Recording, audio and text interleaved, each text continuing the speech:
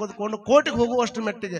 ಹೊಲದಾಗ ಒಂದೇನಾದ್ರೂ ಬಡ್ಡಿ ಜಾಲಿ ಬಡ್ಡಿ ಬರ್ದಿತ್ತಂದ್ರೆ ಅಣ್ಣ ತಮ್ಮರು ಇದ್ರಂದ್ರೆ ಆ ಬಡ್ಡಿ ನಾನು ಹೊಲಕ್ಕೆ ಬಂದೈತಿ ಇದು ನಂದಂತ ತಿಳ್ಕೊಂಡು ಕೋಟಿಗೆ ಹೋಗಿ 10 ಎಕರೆ ಹೊಲ ಪಡ ಕೆಡುವಂತದ್ದನ್ನು ಉದಾಹರಣೆ ನಾವು ನೋಡ್ತೀವಿ ಅಂತಂದ್ರ ಮನುಷ್ಯನ ಬುದ್ಧಿ ಎಲ್ಲಿ ಐತಪ್ಪ? ಇಷ್ಟ ಹಾಕೊಂಡ ಇದನ್ನ ಮಾಡೋದಕ್ಕೆ ಮನುಷ್ಯ ಅನ್ಬೇಕೇನ್? ಹಂಗನ್ನಕ್ ಆಗೋದಿಲ್ಲ. ಹಾಗಾಗಿ ವಿಚಾರ ಮಾಡ್ಕೊಳ್ರಿ.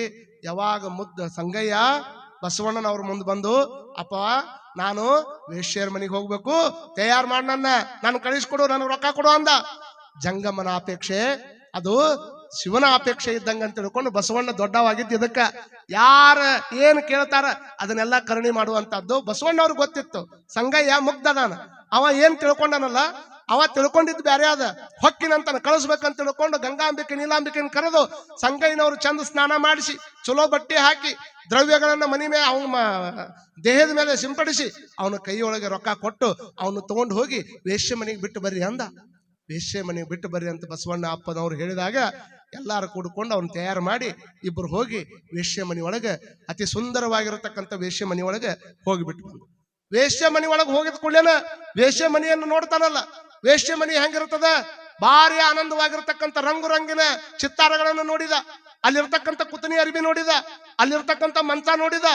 ಅವಾಗ ಅವ್ರು ಹೇಳಿದ್ ನೆನಪು ಬರಾಕತ್ತ. ಹೌದು ಅವ್ರು ಹೇಳಿದ್ ಕರೆ ಐತಿ, ಇದು ಸ್ವರ್ಗ ಇದ್ದಂಗೆ ಐತಿ, ಈ ಸ್ವರ್ಗ ಇದ್ದಂಗೆ ಐತಿ. ಇದು ನಾವು ವಾಸ ಮಾಡುವಂತದ್ದಲ್ಲಿದು ಕರೆ ಸ್ವರ್ಗ ಐತಿ. ಇಷ್ಟು ದಿವಸ ನಾ ಇಲ್ಲಿ ಬಂದೇ ಇಲ್ಲಲ್ಲಪ್ಪ, ಎಂತದ್ದು ನಂದು, ನಾ ಇಷ್ಟಕೊಂಡ ದಿವಸ ಇಲ್ಲಿ ಬರ್ಲೇ ಇಲ್ಲಲ್ಲ, ಬರೀ ಅಲ್ಲೇ ಉಳಿದು ಬಿಟ್ಟೆ ಅಂತ ತನ್ನ ಮನಸ್ಸಿನಾಗ ಅನ್ಕೊಂಡ. ವೇಶ್ಯ ಹೆಣ್ಮಗಳು ಹೊರಗೆ ನಿಂತವನಿಲ್ಲಲ್ಲ. ಹಾಗಾದ್ರೆ ಇಷ್ಟ ಅದ್ಭುತವಾಗಿರ್ತಕ್ಕಂಥ ಸ್ವರ್ಗದೊಳಗೆ ಪರಮಾತ್ಮ ಎಲ್ಲದನ ಅಂತ ಕೇಳಿದವ. ಯಾರಿಗೆ? ವೇಶ್ಯ ಹೆಣ್ಮಗಳಿಗೆ. ಬಹುತೇಕ ಹೆಣ್ಮಗಳಿಗೆ ಇವತ್ತು ಬಂದಾನ ಹೆದರಿರ್ಬೇಕು, ಏನ ಕೇಳ್ತಾನ ಅಂತ ತಿಳ್ಕೊಂಡು ಬಹುತೇಕ ಇಲ್ಲ ಒಳಗದಾನ ಪರಮಾತ್ಮ ಒಳಗದಾನ ಅಂತ ತಿಳ್ಕೊಂಡು ಅಂದಕ್ಕೆ. ಒಳಗದಾನ ಅಂದ್ರೆ ಹಾಗಾದ್ರೆ ಕರ್ಕೊಂಡು ನಡಿ ಅವನ ಹತ್ರ ಅಂತ ತಿಳ್ಕೊಂಡು ಒಳಗ್ ಕರ್ಕೊಂಡು ಹೊಂಟ್ಬಿಡ್ಲೇನ ಆಕಿಗೆ ಸಮಸ್ಯೆ ಆಗಕತ್ತು. ಇವತ್ತು ದೇವ್ರ ಎಲ್ಲದನ ಅಂತ ಕೇಳಿದ್ರು ಒಳಗದಾನೆ, ಮತ್ತೆ ಒಳಗೆ ಬಂದು ದೇವ್ರ ಎಲ್ಲದನ ಅಂದ್ರೆ ನಾ ಏನ್ ಮಾಡ್ಬೇಕಂತ ತಿಳ್ಕೊಂಡು ಒಳಗೆ ಬಂದು ಕುಂದ್ರಿಸಿದ್ರು. ಇದಕ್ಕಿಂತ ಚಂದ ಒಳಗಿತ್ತು, ಆಕಿನ ಕೋಲಿ ಏನಿತ್ತಲ್ಲ ಇದಕ್ಕಿಂತ ಚಂದ ಇತ್ತದ. ಭಾರಿ ಚಂದ ತಯಾರು ಮಾಡಿ ಚಲೋ ಹೂಗಳಿಂದ ಅಲಂಕಾರ ಮಾಡಿರ್ತಕ್ಕಂಥ ಆ ರೂಮಿನೊಳಗೆ ಕುತ್ಕೊಂಡು ಅವಾಗ ಸಂಗಯ್ಯ ಅಂತಾನ, ದೇವ್ರೆಲ್ಲಿ ಅದನ್ನ ಕರಿ. ಇಲ್ಲ ನಮ್ಮಂತವ್ರು ಭಕ್ತರು ಬಾಳ ಆ ದೇವ್ರಿಗೆ, ಹಿಂಗಾಗಿ ಬ್ಯಾರದ್ರ ಕಡೆ ಹೋಗ್ಯಾನ, ಅವ್ ಬರೋಮಟ ನೀ ಕಾಯ್ಬೇಕಿಲ್ಲ ಅಂತ ಅಂದಾಗ ಅವಾಗ ಸಂಗಯ್ಯ ಅಂತಾನಂತ, ಯಾವ ಕೆಲಸಕ್ಕೆ ಬಂದೀನಿ ಎಲ್ಲಿ ಬಂದೀನಿ ಅನ್ನುವಂಥದ್ದನ್ನು ಮರೆತ ಮುಗ್ಧ ಸಂಗಯ್ಯ. ಹಾಗಾದ್ರೆ ಆ ದೇವ್ರ ಮಠ ನಾ ಕುತ್ಕೊಂಡು ಖಾಲಿ ಇಲ್ಲೇನು ಮಾಡ್ಲಿ, ನಾ ಲಿಂಗ ಪೂಜೆ ಮಾಡ್ಕೋಬೇಕಿಲ್ಲೇ. ಲಿಂಗ ಪೂಜೆದಕ್ಕೆ ಹೂ ತಗೊಂಡ್ ಬಾ, ಪತ್ರಿ ತಗೊಂಡ್ ಬಾ, ಮನಿ ಹಾಕು, ನೀರ್ ತಗೊಂಡ್ ಬಾ, ಮನಿಯಿಂದ ನಾ ಪೂಜೆ ಮಾಡ್ಕೋಬೇಕು ದೇವ್ರ ಮಠ ಅಂದ. ನೋಡ್ರಿ ಹೋಗಿದ್ದೆಲ್ಲಿ ಹೋಗ್ಯಾನ? ವೇಶ್ಯ ಮನಿಗೆ ಹೋಗ್ಯಾನ. ಅಲ್ಲೇನ್ ಹೇಳಕತ್ತಾನ? ಪೂಜೆ ಮಾಡ್ಕೋಬೇಕು, ನಾ ದೇವ್ರು ನೋಡಕತ್ತ ಅಂದ್ರೆ ಅವ್ನ ತಲೆಯಾಗ ಅವ್ರು ಹೇಳಿದ ತಲೆಯಾಗ ಕುಂತ ಬಿಟ್ಟೈತಿ. ಅಲ್ಲಿ ಪರಮಾತ್ಮದನ ಅದು ಸ್ವರ್ಗ ಇದ್ದಂಗೆ ಐತಿ.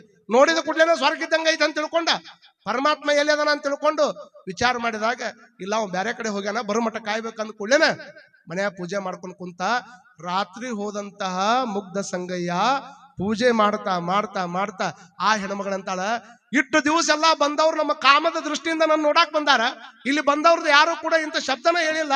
ಅಂತದ್ದು ಒಬ್ಬ ಶರಣ ನಮ್ಮ ಮನೆಗೆ ಬಂದು ಮನೆಯಾಗ ಪೂಜೆ ಮಾಡ್ಕೊಂತಾನಂದ್ರೆ ಇದಕ್ಕಿಂತ ದೊಡ್ಡ ಭಾಗ್ಯ ಏನೈತೆ ಅಂತ ತಿಳ್ಕೊಂಡು ಓಡೋಡಿ ಹೋಗಿ ಎಲ್ಲರನ್ನ ಕರ್ಕೊಂಡ್ ಬರ್ತಾಳ. ಎಲ್ಲ ವೇಶ್ಯರನ್ನ ಕರ್ಕೊಂಡು ಬಂದು ಇಂಥ ಒಬ್ಬ ಮಹಾತ್ಮ ನನ್ನ ಮನೆಯೊಳಗೆ ಪೂಜೆ ಮಾಡ್ಕೊಳಕತ್ತ, ನೋಡ್ಬರ್ರಿ ಅಂತ ತಿಳ್ಕೊಂಡು ಎಲ್ಲಾರು ಕೂಡಿಕೊಂಡು ಆನಂದವಾಗಿ ಅವನು ಪೂಜೆಗೆ ರೆಡಿ ಮಾಡಿದ್ರು. ಪೂಜೆ ಮಾಡ್ತಾ ರಾತ್ರಿ ಹೋಗಿದ್ದ ಗೊತ್ತಾಗ್ಲಿಲ್ಲ. ನಮಗ್ 10 ನಿಮಿಷ ಪೂಜೆ ಮಾಡ್ಕೊಳಕ್ ಆಗೋದಿಲ್ಲ. ನಮ್ಮ ಮನೆ ಜಗದಾಗ ಕುತ್ಕೊಂಡು ನಮ್ಮ ಪೂಜೆ ಕೂಲ್ಯಾಗ ಕುತ್ಕೊಂಡು 10 ನಿಮಿಷ ಪೂಜೆ ಮಾಡ್ಕೊಳಕ್ ಆಗ್ಲಾರ್ದವ್ರು ನಾವು ವೇಶ್ಯರ ಮನೆಗೆ ಹೋಗಿ ಆ ಜಗದಾಗ ಕುತ್ಕೊಂಡು ರಾತ್ರಿ ಎಲ್ಲ ಪೂಜೆ ಮಾಡುವಂತ ಮುಗ್ಧ ಸಂಘ ಹೆಂಗಿರ್ಬೇಕು ವಿಚಾರ ಮಾಡ್ರಿ. ರಾತ್ರಿ ಎಲ್ಲ ಪೂಜೆ ಮಾಡ್ಕೊಂಡ ಮುಂಜಾನೆ ಎದ್ದು ಕೂಡಲೇ ನೋಡ್ತಾನ, ಯಾಕೆ ಇನ್ನೂ ಶಿವ ಬಂದಿಲ್ಲೇನು? ಶಿವ ಇನ್ನೂ ಬಂದಿಲ್ರಿ, ಬರ್ಬೋದು, ನೀವು ಪೂಜೆ ಮಾಡ್ರಿ ಅಂದ್ರ ಅವ್ರಿಗೆ ಆನಂದ ಆಗಕತ್ತದ. ಅವಾಗಂತಾನ ಶಿವ ಬರ್ತಾನಂತ ತಿಳ್ಕೊಂಡು ಬರೀ ಪೂಜೆನ ಮಾಡ್ಕೊಂತ ಕುಂತ್ರ ಅಲ್ಲಿ ಅಪ್ಪ ಬಸವಣ್ಣನವ್ರ ಲಿಂಗಕ್ಕೆ ಹೂಪತ್ರಿ ಒಯ್ಯವ್ರ ಯಾರು? ನನ್ನ ಕಾಯಕಕ್ಕೆ ತೊಂದ್ರೆ ಆಕೈತಿ, ಬೇಕಾದ್ರೆ ನಾಳೆ ಬರ್ತೀನಿ, ಈಗ ಹೋಗಿ ಪತ್ರಿ ಹೂವ ತಗೊಂಡು ಹೋಗ್ಬೇಕು. ಮಹಾಮನಿ ಒಳಗೆ ಎಲ್ಲಾ ಜಂಗಮರಿಗೆ ದಾಸೋಹ ಮಾಡುವಂತ ಸಂದರ್ಭದೊಳಗೆ ಗಂಗಾಂಬಿಕೆ ತಾಯಿಗೆ ನೀಲಾಂಬಿಕೆ ತಾಯಿಗೆ ಹೋಗಿ ನಾನೆಲ್ಲ ಅಡಿಗೆ ಕೆಲಸದೊಳಗೆ ಅನುಕೂಲ ಮಾಡ್ಬೇಕು. ಹಾಗಾಗಿ ಇವತ್ತು ನಾ ಬರಂಗಿಲ್ಲ, ನಾ ಹೋಗಿ ಇವತ್ತು ಮತ್ತೆ ನಾಳೆ ಬರ್ತೀನಿ ಅಂತ ತಿಳ್ಕೊಂಡು ಪೂಜೆ ಮುಗಿಸ್ಕೊಂಡು ದೇವ್ರು ನೋಡ್ಲಾರ್ದಂಗ ಬಸವಣ್ಣನವ್ರ ಹತ್ರ ಬಂದ. ಬಸವಣ್ಣವ್ರು ಕೈ ಹಾಕತ್ತಿದ್ರು. ಮುಗ್ಧ ಸಂಗಯ್ಯ ಹೋಗ್ಯಾನ, ಏನಾಕತ್ತೆ ಏನ್ ಸುದ್ದಿಯಲ್ಲೇ, ಏನ್ ತಿಳ್ಕೊಂಡ್ ಬರ್ತಾನೆ ಏನೋ, ಮಂದಿ ಏನ್ ತಿಳ್ಕೊತಾರ ಏನೋ ಅಂತ ಓಡಿ ಬಂದವನ ಸಂಗಯ್ಯ ಬಸವಣ್ಣನವ್ರ ಪಾದಕ್ಕೆ ಬಿದ್ದು ಕೇಳ್ತಾನಂತ, ಬಸವಣ್ಣ ಎಂತ ಅದ್ಭುತ ಸ್ವರ್ಗ ಐತೆ ಅಂತ ತಿಳ್ಕೊಂಡಿ? ಅಲ್ಲಿ ಅವ್ರು ಹೇಳೋದು ಸುಳ್ಳು ಅಂತ ಮಾಡಿದ್ ನಾನು. ಅಲ್ಲಿ ಹೋದ್ರೆ ಅದ್ಭುತವಾಗಿರ್ತಕ್ಕಂಥ ಸ್ವರ್ಗ ಐತಿ, ಸ್ವರ್ಗದೊಳಗೆ ಪರಮಾತ್ಮ ಒಳಗದಾನಂತ ಹೇಳಿದ್ರು. ನಾ ಹೋಗುದ್ರಾಗ ಅವ ಎಲ್ಲೇ ಹೋಗಿದ್ದ. ನಾ ರಾತ್ರಿ ಎಲ್ಲ ಪೂಜೆ ಮಾಡ್ಕೊಂಡೆ, ಲಿಂಗ ಪೂಜೆ ಮಾಡ್ಕೊಂಡೆ, ಬಹುತೇಕ ಆ ಸ್ವರ್ಗ ನೋಡಿ ಬಂದಿನಿ. ಪರಮಾತ್ಮ ನನಗೆ ಇನ್ನೂ ಸಿಕ್ಕಿಲ್ಲ. ನಾಳೆ ನಾವು ಇಬ್ರು ಹೋಗೋಣ ಅಂದವ. ಯಾರಿಗೆ? ಬಸವಣ್ಣವ್ರಿಗೆ ಅಂತ ನೋಡಿ. ನಾಳೆ ಇಬ್ರು ಹೋಗೋನು, ದೇವ್ರು ನೋಡೇ ಬರೋನು. ಅಂತ ಸ್ವರ್ಗದಾಗ, ಇಂಥ ಸ್ವರ್ಗದೊಳಗ ಪರಮಾತ್ಮನನ್ನು ನೋಡೋದು ಬಹಳ ಆನಂದ. ನನ್ನ ಪೂಜೆಗೆ ಇಷ್ಟು ಚಂದ ವ್ಯವಸ್ಥೆ ಮಾಡ್ಯಾರ. ಬಸವಣ್ಣನವ್ರಿಗೆ ಗಾಬರಿ ಆಗ್ತದ. ರಾತ್ರಿ ಎಲ್ಲ ಹೋಗಿ ಪೂಜೆ ಯಾಕಂದ್ರೆ ಬಸವಣ್ಣನವ್ರಿಗೆ ಗೊತ್ತು, ಹಾವಿನ ಡೊಂಕ ಹುತ್ತಕ್ಕೆ ಸೆಸೆನ. ಹಾವು ಹೆಂಗ ಅಂಕ ಡೊಂಕ ಇದ್ರು ಸಹಿತ ಹುತ್ತದಾಗ ಹೋಗ್ಬೇಕಾದ್ರೆ ಒಳಗೆ ಹೆಂಗ್ ಹೋಗ್ತದ, ಸೀದನ ಹೋಗ್ತೈತಲ್ಲ. ಹಂಗ ನಮ್ಮ ಶರಣರು ಹೆಂಗ ಇದ್ರು ಸಹಿತ, ನೋಡೋದಕ್ಕೆ ಅಂಕ ಡೊಂಕ ಇದ್ರು ಸಹಿತ ಅವ್ರದ್ದೆಲ್ಲ ಎದ ಕಡೆ ಇರ್ತದ ಅಂದ್ರೆ ಪರಮಾತ್ಮನ ಕಡೆನ ಒಲವು ಇರ್ತದ ಅನ್ನೋದು ಬಸವಣ್ಣವ್ರಿಗೆ ಗೊತ್ತಿತ್ತು. ಯಾವಾಗ ಗೊತ್ತಿತ್ತು ಅವಾಗ ಎಲ್ಲಾರು ಬಂದು ನೀಲಾಂಬಿಕೆಗೆ ಹೇಳ್ತಾನ. ನೀಲಾಂಬಿಕೆ ಗಂಗಾಂಬಿಕೆ ನೋಡ್ರಿ, ಮುಗ್ಧ ಸಂಗಯ್ಯನವರು ವೇಷಿ ಮನಿ ಒಳಗೆ ಹೋಗಿ ಪೂಜೆ ಮಾಡ್ಕೊಂಡು ಬಂದಾರಂತ. ಕಳಿಸ್ಬೇಕಾದ್ರೆ ಮಕ್ಕ ಒಂಥರ ಮಾಡಾಕತ್ತಿದ್ರಿ. ಅಲ್ಲಿ ಹೋಗಿನೂ ಸಹಿತ ತನ್ನ ಧರ್ಮ ಬಿಟ್ಟಿಲ್ಲ, ಅವ್ರ ಮನೆಯ ಪೂಜೆ ಮಾಡ್ಕೊಂಡ್ ಬಂದಾನ ಮುಗ್ಧ ಸಂಗಯ್ಯ ಅಂತ ಹೇಳಿದ್ರಾಗ ಹಡಪದ ಅಪ್ಪನ ಓಡಿ ಬಂದು, ಅಪ್ಪ ಬಸವಣ್ಣವ್ರ ದೊಡ್ಡ ಆಘಾತ ಆಗೈತ್ರಿ ಅಂದವ. ದೊಡ್ಡ ಆಘಾತ ಆಗೈತೆ ಅಂದಾಗನ, ಏನಪ್ಪ ಮುಗ್ಧ ಸಂಗಯ್ಯ ಏನಾರ ಅಂತಿಂತದ್ ಏನ್ ಮಾಡಿ ಬಂದಾನೋ, ಯಾರಿಗೆ ಏನಂದು ಬಂದಾನೋ, ಏನಾಗೈತಿ? ಏನಿಲ್ಲ, ನಮ್ಮ ಕಲ್ಯಾಣದೊಳಗಿರ್ತಕ್ಕಂತ ಆ ಕಡೆ ಇರತಕ್ಕಂತ ಎಲ್ಲ ವೇಶ್ಯರು ಬಂದು ನಿಮ್ಮ ಮಹಾಮನೆಯ ಅಂಗಳದೊಳಗೆ ಬಂದ್ ನಿಂತಾರ. ಮಹಾಮನೆಯ ಅಂಗಳದೊಳಗೆ ಬಂದ್ ನಿಂತಾರ ಅಂದ ಕೂಡಲೇನ ಅಪ್ಪ ಬಸವಣ್ಣನವ್ರಿಗೆ ಒಂಥರ ಗಾಬರಿ ಆಗ್ತದ. ಹೋಗಿ ಹೊರಗೆ ನಿಂತು ನೋಡ್ತಾರ. ಎಲೆ ಅವ್ವ ಗಳಿರ, ಎಲ್ಲರಿಗೂ ಶರಣಾರ್ಥಿ. ಎಲ್ಲಿಯವರೆಗೂ ಯಾವ ವೇಶ್ಯ ಹೆಣ್ಮಕ್ಳು ಇಂಥ ಶಬ್ದವನ್ನ ಕೇಳಿರ್ಲಿಲ್ಲ. ಇಂಥ ಶಬ್ದವನ್ನು ಕೇಳದೇ ಇರತಕ್ಕಂಥ ಟೈಮ್ದೊಳಗೆ ಅಪ್ಪ ಬಸವಣ್ಣನವರು ಪ್ರಧಾನಮಂತ್ರಿ ಆದಂತವರು, ಅನುಭವ ಮಂಟಪವನ್ನು ರಚನೆ ಮಾಡಿದಂತವ್ರು, ಅಲ್ಲಿವರೆಗೂ ಯಾವತ್ತು ನೋಡದೇ ಇರತಕ್ಕಂಥ ಅಪ್ಪ ಬಸವಣ್ಣನವರು ಹೊರಗೆ ಬಂದು ಎಲ್ಲ ವೇಶ್ಯರಿಗೆ ಎಲೆ ಅವ್ವಗಳಿರ, ಎಲ್ಲರಿಗೂ ಶರಣಾರ್ಥಿ ಅಂದಾಗ ಅಲ್ಲಿ ಬಂದಿರತಕ್ಕಂಥ ಸಾವಿರಾರು ವೇಶ್ಯರು ಅಪ್ಪ ಬಸವಣ್ಣ ನಮಗೆ ತಾಯಿ ಅಂದಾನಂದ್ರೆ ನಮ್ಮ ವೃತ್ತಿಯನ್ನ ಬಿಟ್ಟು ಶರಣ ಧರ್ಮ ಪಾಲನೆ ಮಾಡ್ಬೇಕಂತ ತಿಳ್ಕೊಂಡು ತಮ್ಮ ವೃತ್ತಿಯನ್ನ ಬಿಟ್ಟು ಶರಣ ಧರ್ಮ ಪಾಲನೆ ಮಾಡೋದಕ್ಕೆ ಬಂದ್ರು.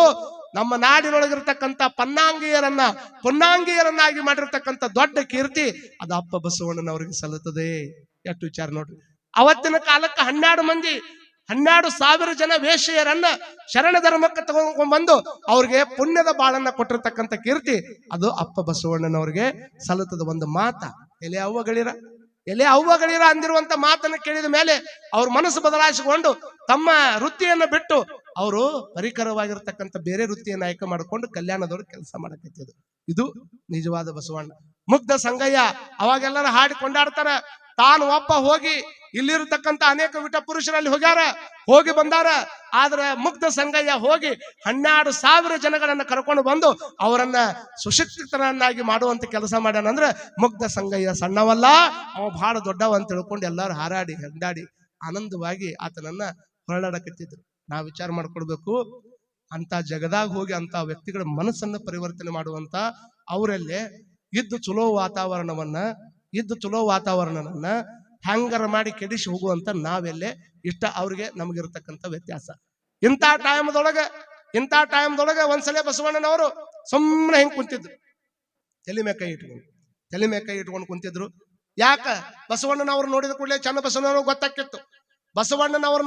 ಚನ್ನಬಸವಣ್ಣವ್ರಿಗೆ ಗೊತ್ತಾಕಿತ್ತು ಇವ್ರು ಚಲೋತ್ನೆ ಕುಂತಾರಂದ್ರ ಏನೋ ಖುಷಿ ಒಳಗದಾರ, ಯಾಕೋ ಚಿಂತಾಕ್ರಾಂತವಾಗಿ ಕುಂತಾರಂದ್ರೆ ಏನೋ ಸಮಸ್ಯೆ ಆಗ್ಯದ. ಇಂಥ ಟೈಮ್ದೊಳಗೆ ಅವಾಗ ಬಸವಣ್ಣವ್ರು ಕೇಳ್ತಾರಂತ, ಯಾಕಪ್ಪ ಅವ್ರ ಯಾಕೆ ತಲೆ ಮೇಕಲ್ಲಿ ಇಟ್ಕೊಂಡು ಕುಂತೀರಿ, ಯಾಕೆ ಚಿಂತೆ ಮಾಡಕತ್ತೀರಿ ಅಂದಾಗ ಬಸವಣ್ಣವ್ರ ಅಂತಾರ, ಲಕ್ಷದ ಮೇಲೆ 96,000 ಜನಗಳನ್ನ ನಿತ್ಯ ಪ್ರಸಾದ ಮಾಡಿಸ್ಬೇಕಂತ ಸಂಕಲ್ಪ ಮಾಡ್ಕೊಂಡಿನಿ. ಆದ್ರ ಇಲ್ಲಿ ನೋಡಿದ್ರೆ ಬರೀ 190,000 ಅಷ್ಟ ಅದಾರ.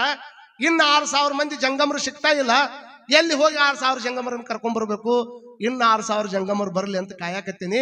ಅವ್ರು ಬರ್ಲಾರ್ದಕ್ಕ ನನಗ ಮನಸ್ಸಿಗೆ ನೋವಾಗಕತ್ತದ. ಯಾಕಂದ್ರೆ ಬಸವಣ್ಣನವರು ಜಂಗಮ ಪ್ರೇಮಿಯಾಗಿರ್ತಕ್ಕಂಥ ಅಪ್ಪ ಬಸವಣ್ಣನವರು ಇನ್ನು 6,000 ಮಂದಿ ಎಲ್ಲಿ ಅದಾರ ಅಂದಾಗ ಚನ್ನ ಬಸವಣ್ಣನವರು ಅವ್ರಿಗೆ ಹೇಳ್ತಾರಂತ, ಯಾಕೆ ಚಿಂತೆ ಮಾಡ್ತೀರ? ಅದಕ್ಕೆ ಕಾಶ್ಮೀರದೊಳಗೊಬ್ಬ ಮಾಂಡವ್ಯಪುರದ ಅರಸದಾನ. ಅವನ ಹತ್ರ 6,000 ಮಂದಿ ಜಂಗಮರದಾರ. ನಿತ್ಯವೂ ಸಹಿತ ಅವನ ಹತ್ರ ಪ್ರಸಾದ ಮಾಡ್ತಾರ. ನೀ ಹೆಂಗರ ಮನಸ್ಸು ಮಾಡಿದ್ರಿ ಅಂದ್ರೆ ವೇಷ ಬದಲಿ ಮಾಡ್ಕೊಂಡು ಹೋಗಿ ಆ ಜಂಗಮರನ್ನ ಕರ್ಕೊಂಡ್ ಬರ್ಬೋದು ಅಂದ. ಅವಾಗ ಅಪ್ಪ ಬಸವಣ್ಣನವ್ರಿಗೆ ಗೊತ್ತಿತ್ತು ಜಂಗಮರನ್ನ ಹೆಂಗ ಕರ್ಕೊಂಡ್ ಬರ್ಬೇಕನ್ನುವಂತ ಅನೇಕ ಕಲೆಗಳು ಗೊತ್ತಿದ್ದು ಬಸವಣ್ಣವ್ರಿಗೆ. 63 ವಿದ್ಯೆಗಳಂತ ಏನದವಲ್ಲ, ಆ 63 ವಿದ್ಯೆಗಳಲ್ಲಿ ಪರಿಪೂರ್ಣವಾಗಿರತಕ್ಕಂಥ ವಿದ್ಯೆಯನ್ನು ಕಲಿತವರು ಅಪ್ಪ ಬಸವಣ್ಣವರು. ಒಬ್ಬ ಹಸಿವೆಯ ಶೆಟ್ಟಿಯ ವೇಷವನ್ನು ಹಾಕೊಂಡು, ಹಸಿಬಿ ಶೆಟ್ಟಿ ಅಂದ್ರೆ ಮಸಾಲೆ ಮಾರಕ್ ಹೋಗ್ತಾರಲ್ಲ, ಮಸಾಲೆ ಮಾರವ್ರು ವೇಷ ಹಾಕೊಂಡು ಮಸಾಲೆ ಮಾರಕ್ ಅಂತ ತಿಳ್ಕೊಂಡು ಅಪ್ಪ ಬಸವಣ್ಣನವ್ರು ವೇಷ ಬದಲಿ ಮಾಡ್ಕೊಂಡು ಎಲ್ಲಿ ಬಂದ್ರು? ಕಾಶ್ಮೀರದ ಮಾಂಡವ್ಯಪುರದ ಅರಸನ ಹತ್ರ ಬರ್ತಾರೆ. ಕಾಶ್ಮೀರದ ಮಾಂಡವ್ಯಪುರದ ಅರಸನ ಹತ್ರ ಬಂದ ಕೂಡಲೇನ ಅಲ್ಲಿ ಹೋಗಿ ಒಂದು ಸಣ್ಣ ಊರು ಹೊರಗೆ ಒಂದು ಕುಟನವನ್ನ ಮಾಡಿಕೊಂಡು ಮಸಾಲೆ ಪದಾರ್ಥವನ್ನು ಮಾರಿ ಬಂದಂಗ ಮಾಡಿ ಎಲ್ಲಾ ಜಂಗಮರಿಗೆ, ನೋಡ್ರಿ ನಾ ಮಸಾಲೆ ಮಾರವನ ಇರ್ಬೋದು, ಆದ್ರೆ ಮಾರಿ ಬಂದು ನಾ ಒಬ್ಬನ ಊಟ ಮಾಡಂಗಿಲ್ಲ, ನಾ ಎಲ್ಲಾ ಜಂಗಮರಿಗೆ ಊಟ ಮಾಡಿಸ್ಬೇಕು, ಹಾಗಾಗಿ ನಿಮ್ಮಲ್ಲಿರ್ತಕ್ಕಂಥ ಎಲ್ಲಾ ಜಂಗಮರನ್ನ ನನ್ನ ಹತ್ರ ಕಳಿಸ್ಕೊಡ್ರಿ ಅಂತ ತಿಳ್ಕೊಂಡು ಆ ಜಂಗಮರನ್ನೆಲ್ಲ ಕರ್ಕೊಂಡ್ ಬಂದು ಪ್ರಸಾದ ಮಾಡ್ಸಕತ್ತ. ಯಾಕಂದ್ರೆ ಚೆನ್ನಾಗಿ ಗೊತ್ತಿತ್ತು ಪರಮಾತ್ಮಗ ಎಲ್ಲರಿಗೂ ಒಂದೊಂದು ಹೆಂಗ ಪ್ರಿಯ ಇರ್ತಾವ, ಹಂಗ ಜಂಗಮರಿಗೆ ಪ್ರಸಾದ ಬಹಳ ಪ್ರಿಯ. ಇವ್ರು ಚಂದ ಪ್ರಸಾದ ಮಾಡಿಸಿದ್ರೆ ಇವ್ರು ಬರ್ತಾರ ಅಂತ ತಿಳ್ಕೊಂಡು ತನ್ನ ಕೈಯಾರಿಯಾಗಿ ಅನೇಕ ರೀತಿಯ ಖಾದ್ಯಗಳನ್ನ ಮಾಡಿ ಮಾಡಿ ಉಣಿಸುವಂತ ಪ್ರಯತ್ನವನ್ನು ಮಾಡಕತ್ತಿದ್ದ. 1 ದಿವಸ ಹೋಯ್ತು, 2 ದಿವಸ ಹೋಯ್ತು, 3 ದಿವಸ ಹೋಯ್ತು, 4ನೇ ದಿವಸಕ್ಕೆ ಕರೀಲಿಲ್ಲ ಅಂದ್ರೂ ಜಂಗಮರು ಓಡಿ ಬರಾಕತ್ತ. ಯಾಕೆ? ಎಂತ ಅದ್ಭುತ ರುಚಿ ಐತ್ರಿ. ಯಾರೋ ಒಬ್ರು ಬಂದಾರ, 6,000 ಮಂದಿಗೆ ಅಗದಿ ಚಂದ ತಮ್ಮ ಕೈಯಾರೆ ಪ್ರಸಾದ ಮಾಡಿಸ್ತಾರ. ಒಮ್ಮೆ ಉಂಡ್ರಿ ಇನ್ನೊಮ್ಮೆ ಉಣ್ಬೇಕು ಅನಿಸ್ತೈತಿ, ಅಷ್ಟು ಚಲೋ ಹದ ಮಾಡಿ ಪ್ರಸಾದ ಮಾಡಿಸ್ತಾರ. ಇದಕ್ಕಿಂತ ಚಲೋ ಪ್ರಸಾದ ನಾವು ಉಂಡೇ ಇಲ್ಲ. ಹಾಗಾಗಿ ಈ ಕಡೆ ಹೋಗೋದು ಬಿಟ್ಟು ಎಲ್ಲರೂ ಈ ಕಡೆ ಬಂದು ಪ್ರಸಾದ ಮಾಡ್ಸಕತ್ತ. 15 ದಿವಸ ಚಂದ ಪ್ರಸಾದ ಮಾಡಿಸಿದ. ಗೊತ್ತಾತ ಅವ್ರಿಗೆ ಹಣ್ಣಾಗೈತಿದ ಅಂತ. ಬಸವಣ್ಣವ್ರಿಗೆ ಗೊತ್ತಾತ ಹಣ್ಣಾಗೈತಿದ ಅಂತ. ಹಣ್ಣಾಗೈತೆ ಅನ್ನೋದು ಗೊತ್ತಾಗಿ ಇವ್ರು ನಾ ಕರೆದ್ರು ಬರತಾರ ಅನ್ನೋದು ಗೊತ್ತಾಗಿ 15ನೇ ದಿವಸ ಆದ್ಮೇಲೆ ನಮಸ್ಕಾರ ಮಾಡಿ, ಇನ್ನು ಮೇಲೆ ನನ್ನ ಕೆಲಸ ಮುಗಿತ್ರಪ್ಪ, ನನ್ನ ಇಲ್ಲಿ ವ್ಯಾಪಾರ ಮುಗೀತು, ಇನ್ನು ಬೇರೆ ಊರಿಗೆ ಹೋಗ್ತೀನಿ ನಾನು, ಹಾಗಾಗಿ ನನ್ನ ಕಳಿಸ್ಕೊಡ್ರಿ ಅಂತ ಕೈ ಮುಗಿದ್ರೆ ಎಲ್ಲ 6,000 ಮಂದಿ ಜಂಗಮರು ಅಂತಾರಂತ. ಅಲ್ಲ, ನೀ ಇಷ್ಟು ದಿವಸ ಚಂದ ಪ್ರಸಾದ ಮಾಡಿಸಿ ನಮಗ್, ನಿನ್ನ ಪ್ರಸಾದ ಉಂಡ ಮೇಲೆ ಈ ಕಡೆ ಮಹಾದೇವ ಭೂಪಾಲನ ಕಡೆ ಹೋಗಾಕ್ ಒಲ್ಲೆ ಅನ್ಸಾಕತ್ತೈತಿ. ಮತ್ ಇಟ್ಟು ಚಲೋ ಪ್ರಸಾದ ಮಾಡವ್ ನೀ ಸಿಕ್ಕಿದಿ, ಮತ್ ನಮ್ಮನ್ನ ಅರ್ಧಕ್ಕೆ ಕೈ ಬಿಟ್ಟು ಹೋದ್ರೆ ನಾವೆಲ್ಲಿ ಹೋಗುನು, ಮತ್ ನಾವ್ ಹೆಂಗ್ ಮಾಡೋಣ, ನಿನ್ನ ಪ್ರಸಾದ ಮುಂದೆ ಬೇಕಂದ್ರೆ ಹೆಂಗ್ ಮಾಡೋಣ ಅಂದಾಗ ಬಸವಣ್ಣವ್ರ ಅಂದ್ರಂತ, ನೋಡಪ್ಪ ನಾನಂಕರು ಮುಂದಿನ ಊರಿಗೆ ಹೋಗ್ತೀನಿ, ನಿಮ್ಗೆ ಇಂಥ ಪ್ರಸಾದನ ಬೇಕಂದ್ರೆ ನನ್ನ ಕೊಟ್ಟಾಗ ಬರಾಕ ರೆಡಿ ಹಾಕಿರ, ನನ್ನ ಕೊಟ್ಟಾಗ ರೆಡಿ ಹಾಕಿರ, ನನ್ನ ಕೂಡಲೇ ಇಟ್ಟು ಚಲೋ ಪ್ರಸಾದ ದಿವಸ ಹಾಕಿರ ಅಂದ್ರೆ ಈ ಸದ್ದ ನಿನ್ನ ಕೊಟ್ಟಾಗ ಬರ್ತೀವಿ ಅಂದ್ರೆ ಅವರು 6,000 ಮಂದಿ 6,000 ಮಂದಿ ಅಂದ ಕೂಡಲೇನ ಅವಾಗ ಅದ್ರಾಗ ಒಬ್ಬ ಒಂದ, ಹೌದು ನಾವೇನೋ ಬರಾಕ ರೆಡಿ ಆಗಿವ್ ಕರೆ, ಮತ್ ಇಷ್ಟು ದಿವಸ ಮಾಂಡವ್ಯಪುರದ ಅರಸನ ಮನೆ ಅರಮನೆಯಾಗ ಪ್ರಸಾದ ಉಂಡಿವಿ, ನಾವು ಹೋಗುದು ಏನಾದ್ರು ಅವಂಗ್ ಗೊತ್ತಾತಂದ್ರೆ ನಮ್ಮನ್ನ ಹಂಗ ಬಿಡಂಗಲ್ಲ, ಚಂಡ ಕಡಿತ ನಾವು ಏನ್ ಮಾಡ್ಬೇಕು. ಅವಾಗ ಬಸವಣ್ಣನ ಹತ್ರ ಒಂದು ಮಾಯಾವಿದ್ಯೆ ಇತ್ತಂತ, ಪುರಾಣದ ಬರದಾರ ಇದನ್ನ. ಅದ್ ಹೆಂಗಾತು ಏನಾತು ಬಾಳ ತರ್ಕ ಮಾಡಂಗಿಲ್ಲ, ಪುರಾಣದ ಬರ್ದಿದ್ದನ್ನ ತಿಳ್ಕೊಬೇಕು. ಅಂದ್ರೆ ಅಲ್ಲಿ ಭಕ್ತಿ ಏನೈತಿ ಅನ್ನೋದು ಅಷ್ಟೇ ತಿಳ್ಕೊಬೇಕು. ಕೆಲವು ಮಂದಿ ಏನೈತ್ರಿ ಭಾವನಾ ಏನೈತಿ ಅದ್ರ ಬಗ್ಗೆ ತಿಳ್ಕೊಬೇಕು. ಈಗ ನೋಡ್ರಿ, ಶ್ರೀಶೈಲದ ಮಲ್ಲಿಕಾರ್ಜುನ ವಿಚಾರ ಕೇಳಿರ್ನಿ. ಶ್ರೀಶೈಲದ ಮಲ್ಲಿಕಾರ್ಜುನ ದಿವಸ ಮಲ್ಲಮ್ಮನ ಹತ್ರ ಬರ್ತಿದ್ದ. ಮಲ್ಲಮ್ಮನ ಹತ್ರ ಬಂದು ಕುಂದ್ರುವಂತ ಟೈಮ್ದೊಳಗೆ ಮಲ್ಲಮ್ಮಗ ಬಹಳ ಖುಷಿ ಆಕಿತ್ತು. ಬಹಳ ಖುಷಿ ಆಗುವಂತ ಟೈಮ್ದೊಳಗೆ ಮಲ್ಲಮ್ಮಗ ಆಶೀರ್ವಾದ ಮಾಡಿ, ನಿನಗೇನು ವರ ಬೇಕು ಕೇಳ್ಕೊ ಅಂತಂದ್ರೆ, ಯಪ್ಪ ನಿನ್ನ ಪಾದ ನನ್ನ ತಲೆ ಮೇಲೆ ಇರ್ಬೇಕಾಗಿತ್ತು ಅಂತ ಹೇಳ್ಬೇಕಾಗಿತ್ತು. ನಿನ್ನ ಪಾದ ನನ್ನ ತಲೆ ಮೇಲೆ ನಿಂತಿರ್ಬೇಕಂತ ಮಲ್ಲಮ್ಮ ಹೇಳ್ಕೊಬೇಕಾಗಿತ್ತು. ಆದ್ರೆ ಬಹಳ ಖುಷಿ ಆದಾಗ ಮಾತು ಒಮ್ಮೆ ತೊದಲಿಸ್ತಾವ, ಬಹಳ ಖುಷಿ ಆದಾಗ ಮಾತು ಚಲೋ ಬರಂಗಿಲ್ಲ. ನಮಗ್ ಕೆಲವು ಮಂದಿ ಅಂತಿರ್ತಾರೆ, ಯಪ್ಪ ನಾವು ಪ್ರಸಾದ ಮಾಡೀವಿ ನೀವು ಊಟ ಮಾಡಿರಿ ಅಂತ ನಮ್ಗೆ ಕೇಳ್ತಾರೆ. ನಾವು ಪ್ರಸಾದ ಮಾಡೀವಿ ನೀವು ಊಟ ಮಾಡಿರಿ ಅಂತ ನಮ್ಗೆ, ಅವ್ರು ಪ್ರಸಾದ ಮಾಡ್ಬೇಕಂತ ನಾವು ಊಟ ಮಾಡ್ಬೇಕಂತ ಅಂದ್ರೆ ಅವ್ರು ಕೇಳ್ಬೇಕಾಗಿದ್ದೇನೋ, ಯಪ್ಪ ನೀವು ಪ್ರಸಾದ ಮಾಡಿರಿ ಅಂತ ನಮ್ಗೆ ಕೇಳ್ಬೇಕಾಗಿತ್ತು. ಅವ್ರು ಮಾತು ಉಲ್ಟಾ ಆಕ್ಕಾವ. ಕೆಲವು ಮಂದಿ ಹಿಂಗ ಭಾವನಾತ್ಮಕ ಜೀವಿಗಳು ಇರ್ತಾರ. ನಿನ್ನ ಪಾದ ನನ್ನ ತಲೆ ಮೇಲೆ ಇರ್ಬೇಕು ಅಂತ ತಿಳ್ಕೊಂಡು ಕೇಳ್ಬೇಕಾಗಿತ್ತು ಮಲ್ಲಮ್ಮ. ಆದ್ರೆ ಆನಂದವಾಗಿರ್ತಕ್ಕಂಥ ಟೈಮ್ದೊಳಗೆ ಮಲ್ಲಯ್ಯನನ್ನ ಕಂಡು, ಯಪ್ಪ ನನ್ನ ಪಾದ ನಿನ್ನ ತಲೆ ಮೇಲೆ ಇರ್ಬೇಕು ಅಂದ್ಬಿಟ್ಲಕ್ಕೆ. ಆದ್ರೆ ಮಲ್ಲಯ್ಯ ಏನಂತಾನ ಗೊತ್ತನು, ನಿನ್ನ ಹೆಂಗ ಭಾವನೆ ಐತಿ ಹಂಗ ಆಗ್ಲಿ ಅಂದವ. ಹಂಗ ಆಗ್ಲಿ ಅಂದ್ರ ಪಾದ ಅಂತ ತಲೆ ಮೇಲೆ ಇಟ್ಕೊಳಕ್ ಆಗೋದಿಲ್ಲ. ಆ ಪಾದಗಳ ಆಕಾರದೊಳಗೆ ತುಂಬಿ ಹೂ ಮಾಡಿದಂತ. ತುಂಬಿ ಹೂವನ್ನ ಮಾಡಿ ಅವಾಗ ಮಲ್ಲಮ್ಮಗೆ ಹೇಳ್ತಾನ, ನೋಡವಾ ಈ ತುಂಬಿ ಹೂವನ್ನ ತಂದು ಯಾರು ನನ್ನ ತಲೆ ಮೇಲೆ ಇಡ್ತಾರ ಅವ್ರಿಗೆ ನಾನು ಭಕ್ತಿಯಿಂದ ಆಶೀರ್ವಾದ ಮಾಡ್ತೀನಿ ಅಂತ ತಿಳ್ಕೊಂಡು ಮಲ್ಲಮ್ಮಗೆ ಆಶ್ರಯವನ್ನು ಕೊಡ್ತಾನ. ಅದ್ರ ರೂಪದೊಳಗೆ ತುಂಬಿ ಹೂ ಅಂದ್ರೆ ಮಲ್ಲಯ್ಯನಿಗೆ ಬಹಳ ಪ್ರೀತಿ ಅಂತ ತಿಳ್ಕೊಂಡು ತುಂಬಿ ಹೂವನ್ನ ಇವತ್ತಿಗೂ ಮಲ್ಲಯ್ಯನ ತಲೆ ಮೇಲೆ ಏರಿಸ್ತಾರ. ಕೃಷ್ಣ ಪರಮಾತ್ಮ ಸುಧಾಮನ ಮನೆಗೆ ಬಂದ್ಬಿಟ್ಟ ಏಕಾಏಕಿ. ಕೇಳ್ದ ಯಾರಾದ್ರೂ ಬತಿ ಬೇಕಾದವ್ರ ಮನೆಗೆ ಬಂದ್ಬಿಟ್ರೆ ಎಷ್ಟು ಹಿಗ್ಗಕತ್ತಿಲ್ರಿ ಒಳಗೆ ಮನುಷ್ಯ. ಕೇಳ್ದ ಹೇಳಿದ್ರು ಬರ್ಲಾರ್ದವ್ರು ಕೇಳ್ದ ಮನೆಗೆ ಬಂದ್ಬಿಟ್ರೆ ಎಲ್ಲರಿಗೂ ಖುಷಿ ಆಕೈತಿ. ಮನೆಗೆ ಬಂದಾನ, ಕೊಡ್ಬೇಕಾದ್ರೆ ಏನಿಲ್ಲ, ಅವನ ಹತ್ರ ಚಲೋ ಹಾಸಾಕಿಲ್ಲ. ಕೃಷ್ಣ ಪರಮಾತ್ಮ ಅರಮನೆಯೊಳಗಿರುವಂತ ದೊರೆ ಸುಧಾಮ ಏನೂ ಇಲ್ಲ, ಅವನ ಹತ್ರ ಹಾಕೊಳಕ್ ಚಲೋ ಬಟ್ಟಿನೇ ಇಲ್ಲ. ಆದ್ರೂ ಸಹಿತ ಪರಮಾತ್ಮ ಅವ್ನು ಹುಡ್ಕೊಂಡು ಬಂದ. ಗೆಳೆಯ ನನ್ ಗೆಳೆಯ ಇಲ್ಲದನಂತೇಳಿ ಗೆಳೆಯ ಬಂದ್ ಹೆಂಗ್ ಕುಂದ್ರಿಸಿದ. ಏನು ಕೊಡ್ಬೇಕಂತ ವಿಚಾರ ಮಾಡ್ತಾನೆ. ಮನ್ಯಾಗ ಒಂದ್ 4 ಬಾಳೆಹಣ್ಣಿದ್ದು, ಬಾಳೆಹಣ್ಣ ಕೊಟ್ರ ಅಂತ ತಿಳ್ಕೊಂಡು ಹಂಗ ಅವನ ಕೈಯಾಗ ಏನು ಕೊಡುದು, ಸುಳಿದು ಬಾಳೆಹಣ್ಣು ಕೊಡ್ಬೇಕು ನಮ್ ಕೃಷ್ಣ ಪರಮಾತ್ಮಗಂತ ತಿಳ್ಕೊಂಡು ಕೈಯಾಗಿರುವಂತ ಬಾಳೆಹಣ್ಣನ್ನ ಸುಲಿದು ಕೊಡಾಕತ್ತಾನ. 4 ಬಾಳೆಹಣ್ಣು ತಿಂದ ಪರಮಾತ್ಮ ಆನಂದವಾಗಿ ಕೊಡಾಕತ್ತಾನ ಅಂತ ತಿಳ್ಕೊಂಡು ತಿಂದ ಮೇಲೆ ಗೊತ್ತಾಕತಿ ಇವ ಒಳಗಿನ ಬಾಳೆಹಣ್ಣು ಕೊಡ್ಬೇಕಿಲ್ಲ. ಸುಲಿಯುವಂತ ಟೈಮ್ದೊಳಗ ಅವ ಬಂದು ಖುಷಿ ಒಳಗ ಸಿಪ್ಪಿ ಕೈಯಾಗ ಕೊಟ್ಟಾನ, ಒಳಗಿನ ತೆಗೆದು ತಳಗೋಗದ. ಅದನ್ನ ಕೈಯಾಗ ಕೊಟ್ಟಾನ, ಆ ಪರಮಾತ್ಮ ಅದನ್ನ ತಿಂದ್ಬಿಟ್ಟಾನ. ತಿಂದು ನೋಡ್ತಾನ ಒಳಗಿನ ಹಣ್ಣು ತೆಳಗ್ ಬಿದ್ದಾವು, ಸಿಪ್ಪಿ ಹೊಟ್ಟೆ ಒಳಗೆ ಹೋಗ್ಯಾವ. ಪರಮಾತ್ಮ ನೀನಾರು ಹೇಳ್ಬೇಕಾಗಿತ್ತಿಲ್ಲಪ್ಪ, ನಾನು ಕೊಟ್ಟಿದ್ದು ಸಿಪ್ಪಿ ಅಂತ ಅನ್ಬೇಕಾಗಿತ್ತಲ್ಲಪ್ಪ ಅಂದಾಗ ಅವಾಗ ಕೃಷ್ಣ ಪರಮಾತ್ಮ ಒಂದ್ ಮಾತನ್ನ ಹೇಳಿದ. ಏನ್ ಹೇಳಿದ ಅಂತಂದ್ರ, ನೋಡು, ನೀ ಏನು ಸುಲಿದು ಕೊಡಾಕತ್ತಿದ್ದಲ್ಲ ಬಾಳೆಹಣ್ಣ, ಸುಲಿದು ಕೊಡುವಂತ ಟೈಮ್ದೊಳಗೆ ಉತ್ಕೃಷ್ಟವಾಗಿರುವಂತ ಪ್ರೇಮ ಇಟ್ಕೊಂಡು ಖುಷಿಯಿಂದ ಕೊಡಾಕತ್ತಿದ್ದಿ. ಏನು ಇಂಥ ಟೈಮ್ದಾಗ ಬರೀ ಸಿಪ್ಪಿ ಕೊಡಾಕತ್ತಿ ಅಂದ್ರೆ ಆ ಭಕ್ತಿ ಕೆಡಿಸ್ದಂಗಾಕಿತ್ತು. ನಿನ್ನ ಪರಿಶುದ್ಧವಾಗಿರ್ತಕ್ಕಂಥ ಪ್ರೇಮ ಬೇಕನ್ನುವಂತ ಕಾರಣಕ್ಕೆ ನೀ ಕೊಟ್ಟು ಸಿಪ್ಪೆ ಬಾಳೆಹಣ್ಣು ಆದಂಗ ಆತಪ್ಪ, ಅದನ್ನ ತಿಂದೆ ಅಂದವ. ಇದು ಉತ್ಕೃಷ್ಟವಾಗಿರುವಂತ ಭಕ್ತಿ ಪರಂಪರೆ. ಯಾವಾಗ ಹಿಂಗೆ ಹೇಳಿದ ಕೂಡ್ಲೇನ ಅಪ್ಪ ಬಸವಣ್ಣನವ್ರು ಅಂತಾರ ಏನಂತ, ಆ ಅವಸರದೊಳಗೆ ಇರತಕ್ಕಂಥ ಅವ್ರಿಗೆ ಎಲ್ಲರೂ ಕೇಳಿದ, ಹಾಗಾದ್ರೆ ನನ್ನ ಕಡೆ ಒಂದು ವಿದ್ಯೆ ಅದ, ಮಾಯಾಜಾಲದ ವಿದ್ಯೆಯೊಳಗೆ ನನ್ನ ಕಡೆ 3 ಬ್ಯಾಗ್ ಅದಾವ. ಒಂದು ಕಡೆ ಬ್ಯಾಗ್ನಾಗ 2,000 ಮಂದಿ, ಇನ್ನೊಂದು ಕಡೆ ಬ್ಯಾಗ್ನಾಗ 2,000 ಮಂದಿ, ಮತ್ತೆ ತಲೆ ಮೇಲೆ 2,000 ಮಂದಿ ಇಟ್ಕೊಂಡು ನಾ ಹೊಕ್ಕಿನಿ, ಬರಾಕ್ ರೆಡಿ ಹಾಕಿರಿ ಅಂದಾಗ, ಆಯ್ತು ನಾ ಬರಾಕ್ ರೆಡಿ ಹಾಕಿವಿ ಅಂತ ತಿಳ್ಕೊಂಡು ಮಾಯಾಜಾಲದ ವಿದ್ಯೆಯಿಂದ 6,000 ಜಂಗಮರನ್ನ ನಿತ್ಯ ಪ್ರಸಾದ ಮಾಡಿಸೋದ್ರ ಸಲುವಾಗಿ ಆ ಕಾಶ್ಮೀರದಿಂದ ಕಲ್ಯಾಣಕ್ಕೆ ಕದ್ಕೊಂಡು ಬಂದ ಅನ್ನುವಂಥದ್ದು ಪುರಾಣದ ಇತಿಹಾಸ ಹೇಳ್ತದ.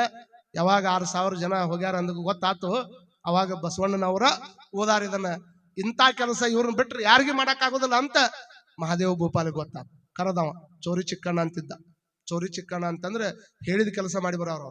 ಹಿಂಗಿರ್ತಾರ ಒಂದಿಷ್ಟು ಮಂದಿ ರಾಜ್ಯದಾಗ, ಅವ್ರನ್ನ ಅದಕ್ಕ ಇಟ್ಟಿರ್ತಾರ. ಅವ್ರು ಯಾರ ಮಾತು ಕೇಳಿಲ್ಲ ಅಂದ್ರೆ ಎತ್ಕೊಂಬ ಅವ್ರನ್ನ ಅಂತ ಹೆಂಗ್ ಹೇಳ್ತಾರ. ಚೋರಿ ಚಿಕ್ಕಣ್ಣನ ಕರೆದು ಹೇಳಿದಂತ, ನಿತ್ಯ 6,000 ಜನ ಊಟ ಮಾಡುವಂತ ಈ ನಮ್ಮ ಅರಮನೆ ಬಿಟ್ಟು ಬಸವಣ್ಣ 6,000 ಮಂದಿ ಜಂಗಮರನ್ನ ಕರ್ಕೊಂಡು ಹೋಗ್ಯಾನ. ಅವನ್ ಏನಾದ್ರು ಮಾಡಿ ಕೊಲೆ ಮಾಡಿ ಆದ್ರೂ ಸಹಿತ ಹೊಳ್ಳಿ 6,000 ಜಂಗಮರನ್ನ ಕರ್ಕೊಂಡ್ ಬರ್ಬೇಕಂತ ತಿಳ್ಕೊಂಡು ಆಜ್ಞೆ ಕೊಟ್ಟು ಚೋರಿ ಚಿಕ್ಕಣ್ಣನ ಕಳಿಸಿಬಿಟ್ಟ. ಚೋರಿ ಚಿಕ್ಕಣ್ಣ ಆಜ್ಞೆ ಆಗ್ಲಿ ಪ್ರಭು ಅಂತ ತಿಳ್ಕೊಂಡು ಕಲ್ಯಾಣದ ಕಡೆ ಹೊರಟ. ಇದನ್ನ ಕದ್ದು ಅವ್ರ ತಂಗಿ ಕೇಳಿಸ್ಕೊಂತ. ಆಕಿನ ಹೆಸರು ಬಂತಾದೇವಿ ಅಂತ. ಏನ ಹೆಸರು? ಬಂತಾದೇವಿ. ಬಂತಾದೇವಿ ಕದ್ದು ಕೇಳಿಸ್ಕೊಂತಾಳ. ಎಂತ ಅಪರಾಧ ಆಗಕತ್ತದ, ನನ್ನ ಅಣ್ಣ ಇಂಥದ್ದಕ್ಕೆ ಯಾಕೆ ಕೈ ಹಾಕಾಕತ್ತಾನ. ಅಪ್ಪ ಬಸವಣ್ಣನವ್ರ ವಿಚಾರ ನಾಡಿನ ತುಂಬ ಎಲ್ಲ ಸುದ್ದಿ ಆಗ್ಯದ. ಅಲ್ಲಿ ಹೋಗಿರ್ತಕ್ಕಂಥ ಜಂಗಮರು ಹೋಗ್ಯಾರ ಅನ್ನುವಂಥ ದ್ವೇಷಕ್ಕೆ ಅವ್ರನ್ನ ಕೊಂದು ಬಾ ಅನ್ನಕತ್ತಾನಂದ್ರ ಇದು ಸಲ್ಲ ಅಂತ ತಿಳ್ಕೊಂಡು ಅದನ್ನ ಹೆಂಗಾದ್ರೂ ಮಾಡಿ ತಪ್ಪಿಸ್ಬೇಕಂತ ತಿಳ್ಕೊಂಡು ಆಕಿನೂ ಅಂದಾರ ರಾತ್ರಿನ ಕೌದಿ ಹೊತ್ಕೊಂಡು ಮನೆಯನ್ನು ಬಿಟ್ಟು ಹೊರಗೆ ಬರ್ತಾಳ. ಹೊರಗೆ ಬಂದು ಚಿಕ್ಕಣ್ಣ ಮುಂದೆ ಹೋಗ್ಯಾನ, ಹಿಂದ್ ಮನ್ಯಾಗ ಕೇಳ್ದ ಅವ್ರ ತಂಗಿನೂ ಕಲ್ಯಾಣದ ಮಾರ್ಗ ಹಿಡ್ದಾಳ.